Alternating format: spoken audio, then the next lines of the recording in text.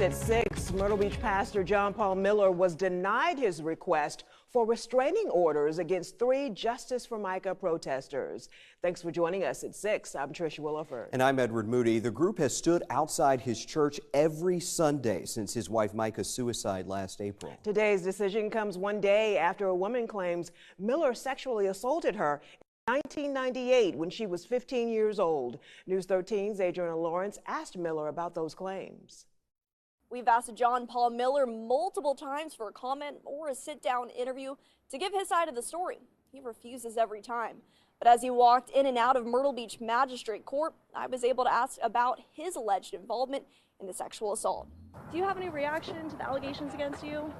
Did you rape the girl in 1998? Could y'all back up and stay away from me, please? This is public property. Did you rape that girl in 1998? Did you touch her inappropriately in 2023? She's calling you a predator. Do you have anything to say about that? Good morning. Did you foster predatory in your leadership role, John Paul? Do you have anything to say about the outcome of today? Are you disappointed? Are y'all with TV13? Yes, sir. Oh, then I have nothing to say to y'all. Are you disappointed at all from the outcome today? I don't know. That lawsuit, the lady is calling you a predator. Do you have anything to say about that? You can talk to my lawyer, Russell Long. While Miller couldn't answer most of my questions, a 43-page lawsuit by a Jane Doe details what she says was her experience. In 1998, she claims Miller raped her in the back of his truck while she was attending his father's Sunday school. The lawsuit claims Miller was in a leadership position and his father, Wayne Miller, allowed him to be a, quote, predator. Later in 2023, she says Miller put his hands down her pants and touched her inappropriately. Miller had no comment when we asked if Micah knew anything about this allegation before her death. Did Micah know about these allegations? Any comment today, John Paul?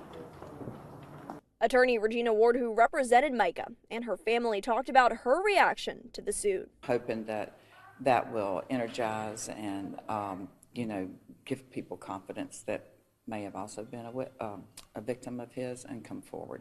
Miller is also being investigated by the FBI, but had no comment for that either. One protester, Alicia Hicks, echoed what Ward said. All of the protesters, we all stand with her. We hope that it brings other victims the courage to come forward too, because I don't think she's the only one.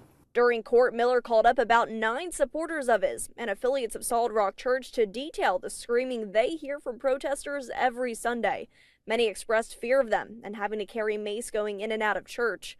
The judge says almost none of the church members could positively identify the 3 women as the ones screaming at them, and also ruled that they had, quote, obvious bias. The judge says they are also exercising their First Amendment right, and Myrtle Beach police have so far found nothing. Thank you, JP. Now protesters tell me they're due in court again next week after at least one other church member is also seeking a restraining order. In Myrtle Beach, I'm Adriana Lawrence, News 13.